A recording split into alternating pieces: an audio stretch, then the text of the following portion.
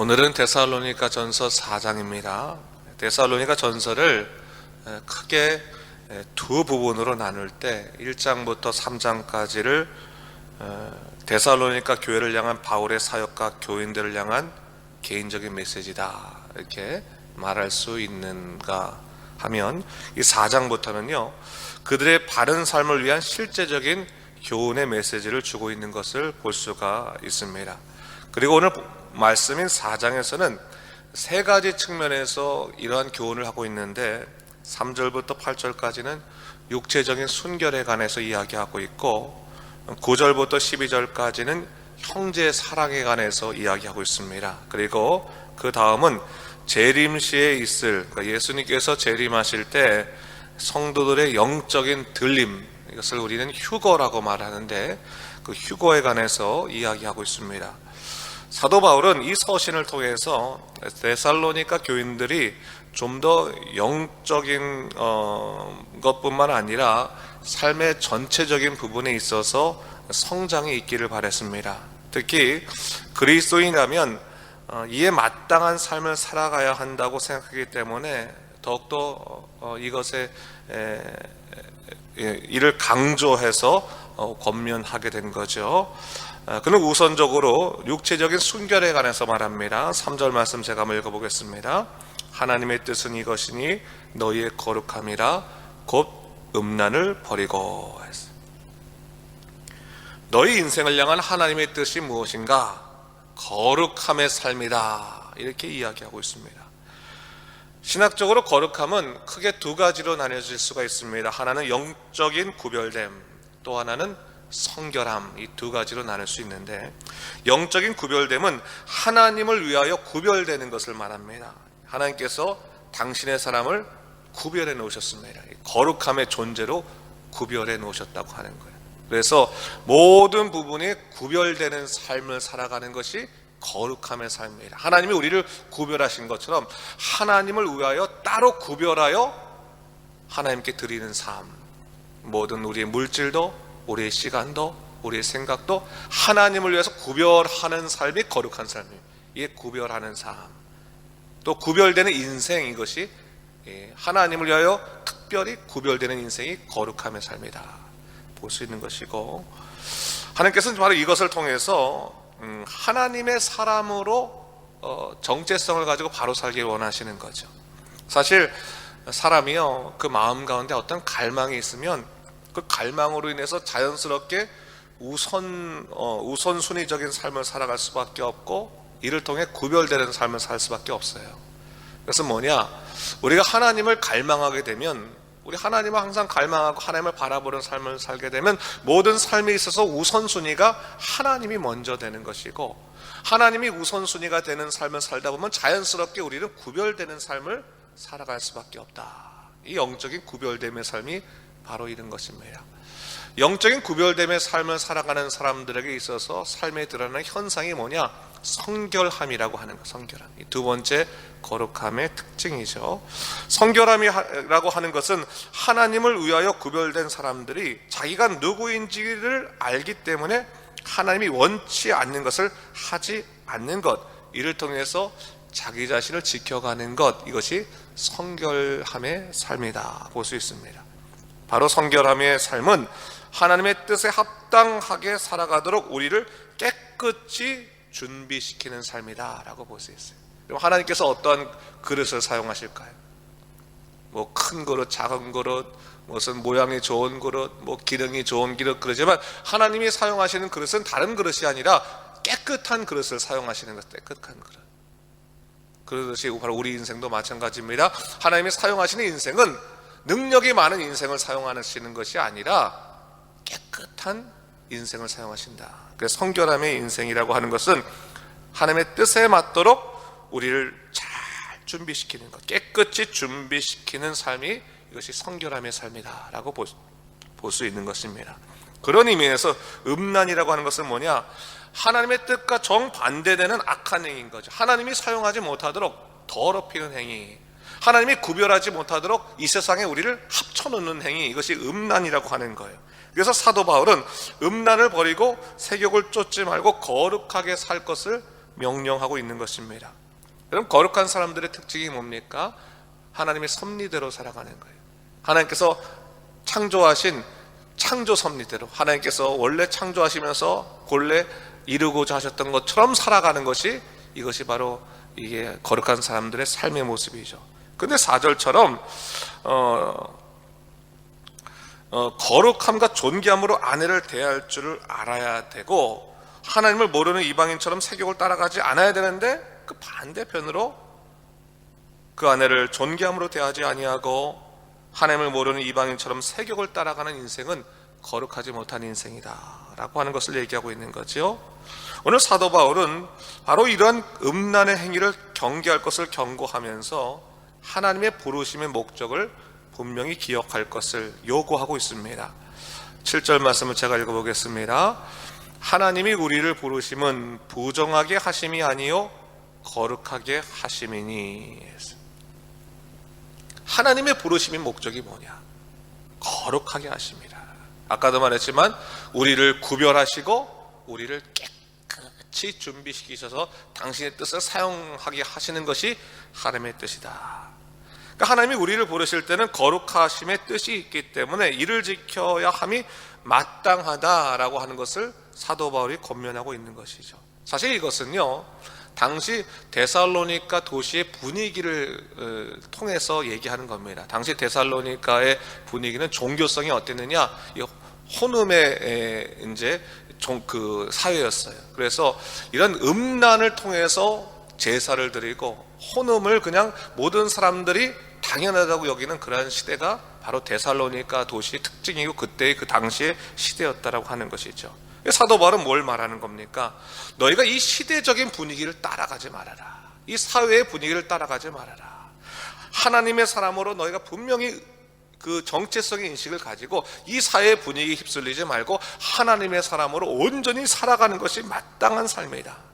자기를 잘 구별해내고 자기를 깨끗이 준비시켜서 하나님의 뜻대로 사용하는 것이, 그것이 하나님의 뜻이다. 하나님의 부르심은 바로 너희를 부정하게 하는 것이 아니라 거룩하게 하심이다 라고 얘기한 거예요. 그러니까 당시 모든 종교들이, 데살로니가 종교들이 그들을 사람을 불러내서 부정하게 만들었단 말이에요. 부정하게, 오히려 그들의 삶을 어지럽히고 부정하게 만들었는데, 하나님의 부르심은 부정하게 하기 위해 부르신 것이 아니라 거룩하게 하시기 위해서 부르셨다. 그걸 기억하라고 하는 것이죠.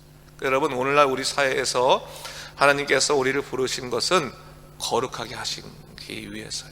우리를 구별시키셔서 당신의 뜻에 의해 사용하시기 위해서 우리를 부르시는 거죠. 여러분, 우리가 항상 우리의 신앙생활의 모습이 그런 것 같아요.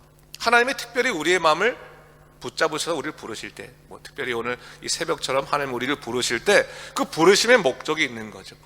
어떤 삶입니까? 구별됨의 삶, 깨끗함의 삶을 우리에게 주시기 원하고, 아울러 뭐예요? 우리를 사용하기를 원하시기 때문에 하나님께서 우리를 특별히 부르셨다라고 하는 것을 잊지 말아야 되는 거예요. 그러니까 하나님의 부르심의 목적이 있다고 하는 것을 우리가 기억할 필요가 있습니다. 두 번째로 사도 바울의 권면이 나오는데 9절부터 12절까지의 말씀은 형제 사랑에 관한 것입니다. 음란에 대한 것은 음란을 피하라, 버리라라고 했다면 이것은 적극적으로 좀 더 행하라 라고 이야기하는 그런 말씀인데, 사도 바울은 서로 사랑하라고 말하면서 10절에 보니까 더욱 그렇게 행하라 그렇게 얘기하고 있습니다. 사실 데살로니가 교인들은 이미 다른 지역의 형제들에 대해서 사랑의 행위를 하던 자들이었습니다. 그러나 사도 바울은 이들에게 여기에 만족하지 말고 더욱더 사랑에 충실할 것을 이야기하고 있는 거죠. 그러면서 11절과 12절에서 이렇게 권면하고 있습니다. 보세요. 또 너에게 명한 것 같이 조용히 자기 일을 하고 너희 손으로 일하기를 힘쓰라. 이는 외인에 대하여 간정히 행하고 또한 아무 궁핍함이 없게 하려 함이라. 두 가지를 말하고 있습니다. 조용히 자기 일을 하고 너희 손으로 일하기를 힘쓰라. 우선적으로 이 얘기를 하고 있죠. 이 말은 뭐냐? 이 말은 다른 사람들에게 피해를 입히지 않도록 자기가 자기 일은 충실히 감당해야 할 것을 얘기하고 있는 거예요. 책임을 다하라. 사랑이라는 이름으로 다른 사람에게 고의로 피해를 입힌다면 그것은 잘못된 행위다. 여기 이런 거 있잖아요. 우리 여러분, 세상 사람들이 예수님 믿는 사람들 갖고 좀 이렇게 이용할 때 어떤 얘기 합니까? 아유, 당신은 신앙생활하는 사람이잖아, 예수 믿는 사람이잖아, 이것 좀 해, 하나님께서 사랑하라고 하셨지? 이렇게 하면서 우리한테 좀 일을 더 맡길 때 있잖아요. 우리의 그 믿음의 일들을 오히려 이용해서 할 때가 있잖아요. 근데 우리들끼리도 그럴 수 있다는 거죠. 우리들끼리도 당신 나 사랑하지? 그럼 이것 좀 더 해. 이게 잘못된 행위라고 하는 거예요. 사람은 각자가 다 자기 일은 자기가 충실하게 하는 것이 마땅하다. 너희 손으로 일하기를 힘쓰라라고 얘기하고 있는 거예요. 사랑이라는 이름으로 그렇게 하지 말아라 얘기하고 있고, 두 번째는 뭐냐면 외인에 대해서 얘기하는데, 외인은 불신자를 의미하는 겁니다. 그래서 외인은 불신자를 향하여서는 항상 단정히 행하고 어떠한 궁핍함이 없도록 성실히 살아갈 것을 얘기하고 있습니다. 여러분, 이것은 예수 믿는 사람들은 궁핍하지 말아야 한다는 뜻이 아니라 언제나 최선을 다해 성실행하고 또한 불신자들을 향해서 궁핍함의 모습을 고의로 드러내지 말아야 될 것을 권고하고 있는 것입니다. 여러분, 이런 경우 있잖아요. 예수 믿는 사람들끼리도 뭔가 필요할 때 그냥 가가지고 내가 뭐가 어렵다 뭐가 없다 하면서 그거 얻을 때까지 괜히 옆에 사람들 마음 불편하게 하는 사람들이 있어요. 사실은 그거 잘못됐다고 하는 거예요. 외인에 대하여, 불신자들을 향해 말하는 거지만 우리 믿는 사람들끼리도 마찬가지인 것 같아요. 우리가 해야 될 것은 최선을 다해 해야 되는 것이죠. 진짜 어려워서 힘들 때는 하나님께서 문을 열어주세요. 다른 사람들의 마음을 열어주셔서 자연스럽게 모든 것을 다 채워주세요. 근데 일부러 우리가 다른 사람들의 무언가를 얻기 위해서 막 궁핍한 척하고 그런 것은 잘못했다고 하는 거예요. 그러니까 이 사도 바울 때도 그런 게 있었던 것 같아요. 예수 믿는 사람은 하나의 공동체를 이루어놨는데 서로가 서로에게 사랑이라는 이름으로 불편하게 함을 통해서 믿음의 진보를 방해하는 일들이 있었던 것 같아요. 그러니까 사도 바울이 이런 얘기하고 있고, 또 밖에 나가서 예수 믿는다는 사람들이 그렇게 행동하니까 이 복음이 저해가 되는 거라. 그러니까 너 그렇게 하지 말아라. 형제 사랑이라고 하는 것은 너희 스스로 먼저 너희 자신의 일에 책임지고 열심히 하고 오히려 궁핍함을 드러내지 않고 단정히 살아갈 때 하나님께서 채워주시는 것이다 라고 하는 하나의 원칙을 제시해 주었다 볼 수 있는 겁니다. 마지막으로 13절 이하의 말씀은 주님의 강림과 죽은 자들의 부활에 관한 교훈이죠. 이것은 내일 다룰 거예요. 5장에서 다룰 것이기 때문에 간단하게만 정리를 좀 하겠습니다.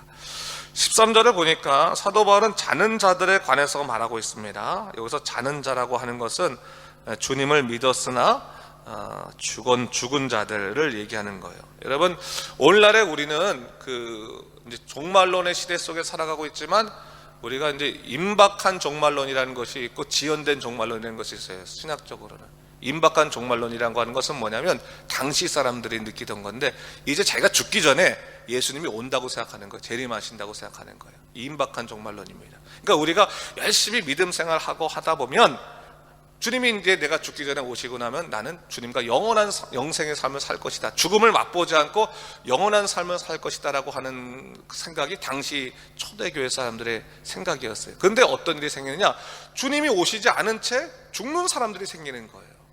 죽는 사람들이 얼마나 당황스럽겠어요. 아니, 주님이 오셔가지고 내가 영원한 삶을 살아야 되는데, 아니 주님이 오시지 않고 죽어버렸으니 이제 우리는 끝난 거 아니냐, 우리는 하나님께 선택되지 못한 것이 아니냐라고 하는 그런 절망적인 그런 얘기들이 자꾸 돌 때 사도 바울이 말하고 있는 거죠. 야, 그 사람들은 죽은 것이 아니야. 그 사람들은 자고 있는 거다. 자고 있는 거다.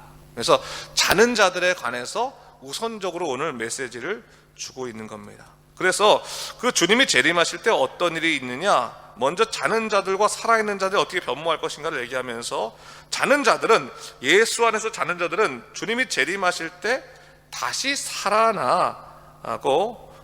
살아나게 되고, 그리고 또 살아있는 사람들은 공중으로 들려서 주님을 영접한 후에 주님과 있게 될 것이다 얘기하고 있는 거예요. 마지막 예수님이 재림하실 때의 모습을 얘기하고 있는데, 자는 자들은 우선적으로 깨어나서 주님을 먼저 영접하고, 또 살아있는 자는 어떻게 되느냐, 몸을 가진 채 공중으로 들려서 하늘에서 주님을 영접하게 될 것이다. 이것이 이제 성경에 나오는 휴거에 관한 본문이라고 볼 수가 있는 겁니다. 이 본문을 가지고 휴거에 대한 사상이 나오는 건데, 근데 중요한 것은 현상보다 중요한 것이죠. 현상보다 우리가 현상에 자꾸 목을 매다 보니까 실질적으로 본질을 놓칠 때가 있네. 본질은 뭐냐? 17절 하반부에 나온 말씀이에요. 17절 하반부. 본질은 뭐냐?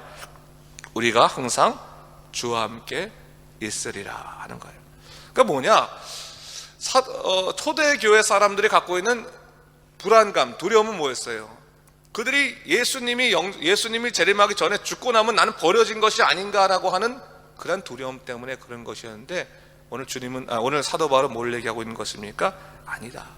너희들이 지금 예수 안에서 죽건 또 살아있을 때 주님이 오시건 상관없이 너희들에게 있을 축복이 있는데, 그 축복은 뭐냐? 우리가 항상 주와 함께 있으리라. 살아있을 동안도 주 안에 있고 우리가 죽을 때도 주 안에 있는 것이고, 주 안에 있는 사람들은 버려지지 아니하고 끝까지 주 안에 있는 것이다. 그러면서 18절에 뭐라고 얘기하고 있어요? 이러한 말로 서로 위로하라. 위로하라 얘기하고 있어요. 죽어가는 사람에게 손을 잡고 죽음을 두려워하지 마십시오. 왜? 이미 당신은 하나님의 사람이고 하나님이 당신과 함께 있을 겁니다. 실패한 사람들에게 가서 손을 잡고 실패 때문에 고민하지 마십시오. 세상 살다 보면 실패할 수 있는 건데, 주님은 우리 형제님을 선택하셨기 때문에 절대로 형제님의 인생은 실패한 것이 아닙니다. 주님이 항상 함께 할 것입니다. 질병 있는 자에게 가서 손을 잡고 질병으로 인해서 무너지지 마십시오. 몸이 아파도 당신의 영혼은 이미 하나님께서 너무너무 사랑하시기 때문에 당신은 실패한 인생이 아니요, 병든 인생이 아니요, 하나님 안에서 영원히 함께할 믿음의 존재입니다. 이렇게 서로 위로하라고 하는 거예요. 항상 위로하라. 우리가 죽은 이후에 하나님 나라에 갈 영원한 존재이기 때문에 그것만 갖고 위로해도 인생의 어떤 위로보다도 큰 위로다라고 하는 것을 이야기하고 있는 것입니다. 여러분, 하나님 안에서 우리가 영원히 주와 함께 있는 것이 가장 큰 축복입니다. 그것이 축복입니다. 다른 것에 축복이 있는 것이 아니라. 그래서 여러분, 그 말을 우리 기억하면서 우리 자신도 위로하시고, 우리가 힘들 때마다 내가 주님에게 선택받아 영원한 삶 사는 사람인데, 내가 이렇게 잠깐 사는 사람처럼 그렇게 내 자신 자꾸 이렇게 절망하거나 낙심하지 말아야지. 그런 것도 생각하고 서로 위로하십시오. 위로하십시오. 영원한 삶 살 사람이 이렇게 조그만 일에 무너져서 되겠습니까? 라고 하면서 위로하시면서 항상 축복된 인생, 믿음의 굳건한 인생 살아가는 여러분 되시기를 주님의 이름으로 축원합니다. 기도하겠습니다. 주님 감사합니다. 오늘 말씀을 통해서 다시 한번 사도 바울이 이 데살로니가 교인들에게 향하는 교훈의 내용들을 살펴봤습니다. 주 하나님 아버지, 우리는 항상 주님과 함께 있을 존재인데 왜 우리는 당장이라도 죽을 것 같고 모든 것이 끝날 것 같은 두려움에 사로잡힐까요? 주님, 이 세상의 가치관을 따르지 않게 하시고 오직 하나님의 약속에 의거하여 살아갈 수 있는 믿음의 사람들 될 수 있도록 인도하여 주시옵소서. 감사드리며 이 모든 말씀 우리 주 예수 그리스도 이름으로 간절히 기도드립니다. 아멘.